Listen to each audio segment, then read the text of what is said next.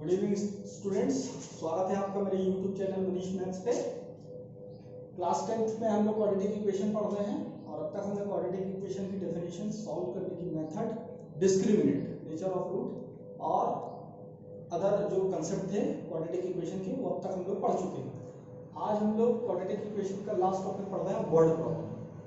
जैसा कि आपने थर्ड चैप्टर देखा था, थर्ड चैप्टर में आप लोगों ने देखा था कि वर्ड प्रॉब्लम वहाँ भी आए थे, लीनियर इक्वेशन के कंसेप्ट पे बेस्ड आए थे। मतलब वहाँ पर जो वर्ड प्रॉब्लम आपको दी जाती थी, वहाँ पर उस प्रॉब्लम से आप एक सिस्टम क्रिएट करते थे लीनियर इक्वेशन का और उसको सुटेबल मेथड से सॉल्व करते थे और आंसर निकालते थे। ऐसा ही कुछ यहाँ पे भी होगा क्वाड्रेटिक इक्वेशन में। यहाँ पर भी वर्ड प्रॉब्लम आपके सामने आएंगी और उस वर्ड प्रॉब्लम में आप जब आप उनको सॉल्व करने जाओगे तो आप एक मतलब आप एक क्वाड्रेटिक इक्वेशन क्रिएट कर पाओगे और फिर उस क्वाड्रेटिक इक्वेशन को आप सॉल्व कर सकते हो। जो भी सुटेबल मेथड है उसकी, factorisation method, completing the square method या फार्मूला मेथड, जो आपको सुटेबल लगती है वो आप वहां पर यूज कर सकते हो। एग्जाम में जब कोई वर्ड प्रॉब्लम आता है तो उस वर्ड प्रॉब्लम में जब आप क्वाड्रेटिक इक्वेशन बना लेते हो तो उसको सॉल्व करने के लिए आपको स्पेशली किसी मेथड का नाम नहीं आता है कि आप इस मेथड से सॉल्व करो। जो मेथड आपसे बनती है आप वो लगा सकते हो। तो पहले हमको ये पता करना होगा कि कौन कौन से क्राइटेरिया जहाँ से वर्ड प्रॉब्लम आ सकती है। तो कुछ क्राइटेरिया मैंने लिखे हैं यहाँ पे जो मेनली यूज होते हैं, वर्ड प्रॉब्लम में ज्यादातर यूज होते हैं। एज बेस्ड, एज से रिलेटेड वर्ड प्रॉब्लम यहाँ पर आ सकती है जिसमें क्वाड्रेटिक इक्वेशन फॉर्म होगी। नंबर पे बेस्ड आ सकती है, पॉजिटिव इंटीजर पे बेस्ड आ सकती है, नेचुरल नंबर पे, होल नंबर पे बेस्ड कोई भी एक प्रॉब्लम आ सकती है। 2 डिजिट नंबर पे बेस्ड है, ऐसा ही प्रॉब्लम वहां पे भी आता था पेयर ऑफ लीनियर इक्वेशन में। एरिया बेस्ड, ज्योमेट्री पे बेस्ड भी बोलते हैं उसको, एरिया से रिलेटेड कोई प्रॉब्लम आ सकता है। स्पीड, टाइम, डिस्टेंस बेस्ड आ सकता है और कॉस्ट बेस्ड आ सकता है। ये सारी प्रॉब्लम, इनसे रिलेटेड कोई भी क्वाड्रेटिक इक्वेशन की वर्ड प्रॉब्लम यहाँ पर आ सकती है। कुछ एग्जांपल में लिख रहा हूँ, 2 एग्जांपल मैंने यहाँ लिखे हुए हैं। तो इनको सॉल्व करने का एक बहुत सिंपल तरीका है कि हर वर्ड प्रॉब्लम में कुछ अननोन क्वांटिटी होती है। वो अननोन क्वांटिटी को आपको वेरिएबल के फॉर्म में लेना पड़ता है। आप उनको x भी ले सकते हो, y भी ले सकते हो। जितनी अननोन क्वांटिटी है उतने वेरिएबल आपको वहाँ सपोज करने पड़ते हैं और फिर उनको जो कंडीशन दी हुई होती है उस पे उनको फॉलो करते हुए वहाँ पर एक क्वाड्रेटिक इक्वेशन फॉर्म करनी पड़ती है, फिर उसको सॉल्व करना पड़ता है। अब कभी कभी क्वाड्रेटिक इक्वेशन के तो 2 आंसर होते हैं, तो ये प्रॉब्लम पे डिपेंड रहेगा कि कौन सा आंसर आपको लेना, कौन सा नहीं लेना है। जैसे स्पीड, टाइम, डिस्टेंस जो पे बेस्ड जो क्वेश्चन होते हैं उसमें आप नेगेटिव आंसर नहीं ले सकते हो। एज पे बेस्ड जो प्रॉब्लम होती है उसमें भी आप नेगेटिव आंसर नहीं ले सकते हो। इसी तरीके से एरिया से रिलेटेड अगर कोई प्रॉब्लम है और उसमें कोई हमको डिस्टेंस या कोई लेंथ निकालनी है तो वहाँ नेगेटिव आंसर नहीं ले सकते। तो ये हमको उसी वक्त डिसाइड करना पड़ता है कि जो आंसर हमको मिल रहे हैं उसमें से हमको कौन सा आंसर सेलेक्ट करना और कौन सा आंसर सेलेक्ट नहीं करना है। तो यहाँ पर मैं 2 प्रॉब्लम डिस्कस कर रहा हूँ जो कि क्वाड्रेटिक इक्वेशन के वर्ड प्रॉब्लम पे बेस्ड है और फिर हम उनको सॉल्व करके देखेंगे। जैसे पहला प्रॉब्लम है, the difference of square of 2 numbers is 180। 2 number हैं, उनके स्क्वायर का जो डिफरेंस है वो 180 है और उसमें से जो छोटा नंबर है, 2 नंबर है, एक बड़ा और एक छोटा होगा, तो उसमें से जो छोटा नंबर है उस छोटे नंबर का जो स्क्वायर है वो बड़े नंबर का 8 टाइम्स है। मतलब जितना भी बड़ा नंबर है अगर उस बड़े नंबर को आप 8 से मल्टीप्लाई करोगे तो छोटे नंबर का स्क्वायर बन जाता है। आपको दोनों नंबर फाइंड करने हैं, तो इसको सॉल्व कैसे करेंगे देखिए हम लोग। चूंकि ये नंबर से रिलेटेड प्रॉब्लम है और यहाँ पर 2 नंबर की बात कर रहा है, ये 2 नंबर है, एक बड़ा और एक छोटा नंबर है और दोनों का डिफरेंस हमको दिया, दोनों के स्क्वायर का डिफरेंस हमको 180 दिया गया है। तो ऑब्वियसली बात है, हमको यहाँ 2 वेरिएबल सपोज करने पड़ेंगे। एक बड़ा नंबर के लिए एक वेरिएबल सपोज करना पड़ेगा और एक छोटे नंबर के लिए। तो सबसे पहले हम लोग सपोज कर लेते हैं, लेट द बिगर नंबर, बड़ा नंबर हम ले लेते हैं which is equal to x and the smaller number, छोटे नंबर को हम ले लेते हैं y। ये हमने वेरिएबल सपोज कर दिया। वेरिएबल सपोज करने के बाद अब जो कंडीशन है उसको हम यहाँ पर अप्लाई करने वाले हैं। कंडीशन ये बोल रही है कि बड़े नंबर के स्क्वायर में से छोटे नंबर के स्क्वायर को अगर आप माइनस करोगे, बड़े नंबर के स्क्वायर में से आप छोटे नंबर के स्क्वायर को माइनस करोगे तो आपको 180 मिलेगा। तो अकॉर्डिंग टू क्वेश्चन, स्क्वायर निकालने के लिए किसी भी नंबर का स्क्वायर फाइंड करना तो उसके ऊपर पावर 2 आप अप्लाई कर देते हो। बड़े नंबर का स्क्वायर माइनस छोटे नंबर का स्क्वायर इज इक्वल टू 180। ये हो गया इक्वेशन नंबर 1। अब सेकंड एक और कंडीशन यहाँ पे दी हुई है कि छोटे नंबर का जो स्क्वायर है वो बड़े नंबर के 8 टाइम्स के इक्वल है। तो छोटा नंबर y है तो y का स्क्वायर, ये हो गया छोटे नंबर का स्क्वायर, और बड़े नंबर का 8 टाइम्स है वो, बड़ा नंबर x है और किसी भी नंबर का टाइम्स में अगर कुछ पता लगाना है तो वो जितना टाइम्स बोलता है उतने से मल्टीप्लाई कर देते हैं। 8 टाइम्स मतलब 8 से मल्टीप्लाई कर दिया। ये हो गई इक्वेशन नंबर 2। अब 1 और 2 को आप ऐसे सॉल्व करोगे कि ये एक सिंगल वेरिएबल में क्वाड्रेटिक इक्वेशन फॉर्म हो जाए। तो ऑब्वियस बात है वाई स्क्वायर की वैल्यू 8x उठा के आप इक्वेशन 1 में पुट कर दोगे तो आप लिखोगे by equation 1 and 2 x square minus Y square की प्लेस पे आप रख दोगे 8x इज इक्वल टू 180 को आप इधर शिफ्ट कर लोगे x square minus 8x minus 180 is equal to 0। ये बन गई क्वाड्रेटिक इक्वेशन। अब आपको इसको सॉल्व करना है। जो मेथड आपसे बनती है middle term splitting method, formula method या कंप्लीटिंग द स्क्वायर मेथड, जो आपकी मर्जी हो। मैं यहाँ मिडिल टर्म स्प्लिटिंग मेथड से इसको सॉल्व कर रहा हूँ।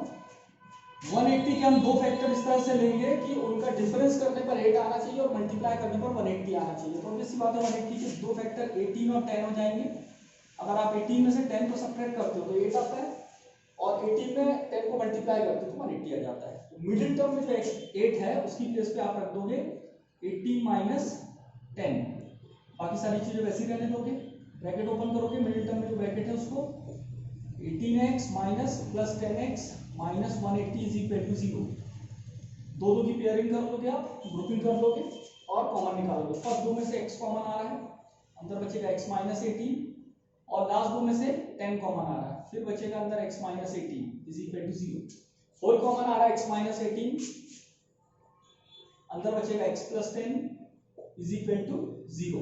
एक एक करके आप दोनों फैक्टर को 0 के इक्वल रख के x की वैल्यू फाइंड करोगे। एक बार x की वैल्यू 18 आएगी और दूसरे बार माइनस 10। अब हम देखते हैं कि हमें दो आंसर मिल रहे हैं। मैंने बताया कि वर्ड प्रॉब्लम में जो दोनों आंसर आ रहे हैं जरूरी नहीं कि वो एक्सेप्टेबल होंगे। हो सकता है कि दोनों आंसर एक्सेप्टेबल हो सकता है कि कोई एक आंसर ही एक्सेप्टेबल हो। तो ये हमको देखना पड़ेगा कि कौन सा आंसर एक्सेप्टेबल है और कौन सा नहीं। तो जब हम x की वैल्यू 18 ले रहे हैं, ये बड़ा नंबर हमको 18 मिल गया, छोटा नंबर हमको फाइंड करना है, तो आप इक्वेशन 2 में x की वैल्यू 18 रख के छोटा नंबर फाइंड कर सकते हो। By equation 2 y square is equal to 18 into 8, that is y square equal to 144, that is y equal to 12। अगर बड़ा नंबर 18 है तो छोटा नंबर क्या आ जाएगा 12। एक आंसर तो ये हो गया आपका 18, 12 यहाँ लिख सकते हो आप 18, ये फर्स्ट आंसर हो गया। अब एक आंसर और x की वैल्यू और है हमारे पास -10। इसको हम देखते हैं। अगर हम x की वैल्यू -10 लेते हैं, if x equal to -10 then y square is equal to 8 into -10, that is y square equal to -80। क्या ये पॉसिबल है?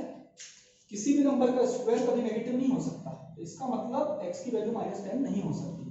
क्या लिख दोगे? Not possible, because square of any number is always positive, that's why x is not equal to -10। तो देखो दोनों answer में से केवल एक ही आंसर एक्सेप्टेबल हुआ, x की वैल्यू 18।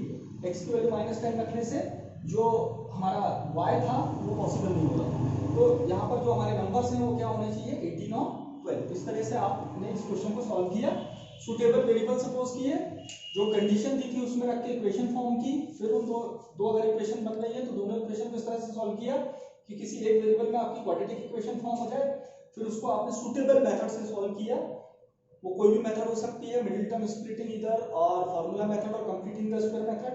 जब आपने उसको सॉल्व कर लिया तो x की जो वैल्यूज आई उन वैल्यूज से आपने दूसरे वेरिएबल y की वैल्यू फाइंड की। उसमें से जो एक वैल्यू थी x की, उससे दूसरे वेरिएबल की वैल्यू नहीं आ रही थी, उसको हमने छोड़ दिया। केवल x की वैल्यू 18 रखने से y की जो वैल्यू आई उसको एक्सेप्ट कर लिया। ये पहला क्वेश्चन था, इसको ध्यान से करेंगे। इसके बाद जो सेकंड क्वेश्चन है हमारा, अब हम उसको देखेंगे। सेकंड क्वेश्चन जो है हमारा वो स्पीड पे बेस्ड है, तो इसको भी देखें कैसे करना है। सिंपल है, ये भी थोड़ा सा आपको ध्यान देना है कि चीजें क्या पूछी गई और क्या उसमें मांगा गया है, तो ये सारी चीजें हमको देखनी पड़ेगी। इसने बोला train travels 360 kilometre at a uniform speed. एक ट्रेन है वो 360 किलोमीटर का डिस्टेंस एक यूनिफॉर्म स्पीड से, मतलब एक सेम स्पीड से कवर करती है। अगर आप स्पीड को 5 किलोमीटर पर आवर बढ़ा देते, लीजिए जर्नी में आपने बीच में ट्रेन की स्पीड को 5 किलोमीटर पर आवर बढ़ा दिया, तो उतनी ही डिस्टेंस 360 किलोमीटर की डिस्टेंस को कवर करने में अब उसको 1 घंटा कम लग रहा है पहले वाले टाइम से। तो आपको बताना है कि ट्रेन की स्पीड क्या है। तो यहाँ पर अननोन क्वांटिटी हो गई ट्रेन की स्पीड। हम सपोज कर लेंगे let the speed of train be x kilometre per hour. हमने मान लिया कि जो ट्रेन की स्पीड है वो x किलोमीटर पर आवर, और जो टाइम लग रहा है इस स्पीड से 360 किलोमीटर की डिस्टेंस कवर करने में, उस टाइम को हम ले लेते हैं टी आर। तो अब एक फॉर्मूला होता है speed equal to distance upon time आपने पहले भी पढ़ा है, speed equal to distance upon time, इसका यूज होगा कहीं ना कहीं, तो ये हमने लिख दिया। स्पीड है हमारी x, डिस्टेंस है 360 और टाइम है t आवर्स। इस टाइम को t को हम ऊपर ले आते हैं और x को नीचे ले जाते हैं, शिफ्टिंग कर दी हमने, तो t इज इक्वल टू हो जाएगा 360 by x, equation number 1। Again अब ये बोल रहा है कि स्पीड को आप 5 किलोमीटर बढ़ा दो, तो यूजुअल या जो स्टार्टिंग स्पीड आपने ली है वो x किलोमीटर पर आवर है। अगर आप इसको 5 किलोमीटर से इंक्रीज कर रहे हो तो न्यू स्पीड क्या हो जाएगी? अगेन अकॉर्डिंग टू क्वेश्चन, अगर हम स्पीड को 5 किलोमीटर पर आवर से बढ़ा रहे हैं तो न्यू स्पीड हो जाएगी x + 5। डिस्टेंस अभी भी वही है 360 किलोमीटर। टाइम पहले से 1 घंटा कम लग रहा है, पहले टाइम आपको t आवर्स लग रहा था, अब 1 घंटा कम कर दो उसको आप, तो t - 1, t - 1 को ऊपर ले आओ, x + 5 को नीचे ले जाओ, t - 1 is equal to 360 by x + 5, equation number 2। First equation से आप t की वैल्यू सेकंड इक्वेशन में पुट कर दो, बाय इक्वेशन 1 एंड 2 हमको क्या मिलेगा? 360 by x - 1 is equal to 360 by x + 5। अब इस इक्वेशन को तब तक सॉल्व करना है जब तक हमको क्वाड्रेटिक इक्वेशन का स्टैंडर्ड फॉर्म ना मिल जाए। तो उसके लिए हम लोग क्या करेंगे? वेरिएबल वाली टर्म को एक तरफ शिफ्ट कर देंगे और कांस्टेंट टर्म को एक तरफ कर देंगे। तो 360 बाय x के तरफ लेफ्ट साइड पे 360 बाय x + 5 को शिफ्ट करेंगे, माइनस 360 बाय x + 5, और जो 1 है -1 उसको राइट साइड शिफ्ट कर देंगे, इज इक्वल टू 1। अब ऑब्वियस सी बात है कि हमको एलसीएम लेना होगा, तो ऊपर से 360 कॉमन आ रहा है, पहले इसको कॉमन ले लो, अंदर जो बचेगा उसको वैसा ही रखो और एलसीएम ले लो। 360 into x + 5 minus x whole upon x into x + 5 is equal to 1। ऊपर देखो न्यूमरेटर में x से x कैंसिल हो जा रहा है, कैंसिल कर दो इसको, 5 into 360 मल्टीप्लाई कर दो 1800, नीचे इन दोनों टर्म को आपस में मल्टीप्लाई कर लो, x² + 5x is equal to 1, cross multiply कर दो, 1800 is equal to x² + 5x, 1800 को राइट साइड शिफ्ट कर दो, x² + 5x - 1800 is equal to 0। ये बन गई इक्वेशन। अब इस इक्वेशन को आप सॉल्व करोगे, जो भी मेथड आपसे बनता है, यहाँ पे मैं लगा रहा हूँ फॉर्मूला मेथड। तो फॉर्मूला मेथड में हमको ABC की जरूरत पड़ती है, तो A1 B5 और C - 1800। फॉर्मूला क्या होता है? क्वाड्रेटिक फॉर्मूला पिछले वीडियो में मैंने बताया था, x = -b ± √b² - 4ac whole upon 2a। अब आपको एबीसी की वैल्यू जो है इस फॉर्मूले में पुट कर देना है। तो जैसे ही आप वैल्यू पुट करोगे क्या मिलेगा आपको? x = b की प्लेस पे आप रखोगे 5, इट इज -5 ± √, b की प्लेस पे 5 रखोगे तो 25 हो जाएगा, माइनस a की प्लेस पे 1 आएगा और c की प्लेस पे -1800, 4 × 1 × -1800 डिवाइडेड बाय 2 × 1। अब इसको आगे सिंप्लीफाई करेंगे तो क्या आएगा? x = -5 ± √25, और माइनस और माइनस मल्टीप्लाई होकर प्लस हो जाएगा, 1800 मल्टीप्लाइड बाय 4 कितना होगा? 7200 होल अपॉन 2। 7200 और 25 दोनों को ऐड कर दोगे तो क्या आ जाएगा? x = -5 ± √722 whole upon 2। अब आपको स्क्वायर रूट चाहिए 7225 का। स्क्वायर रूट 7225 का जैसे ही आपको मिल जाएगा वैसे ही आप आंसर की तरफ आगे बढ़ जाओगे। तो किसी भी नंबर का स्क्वायर रूट अगर आपको फाइंड करना है तो आप फैक्टर मेथड लगा सकते हो, फैक्टराइजेशन कर दो इसका।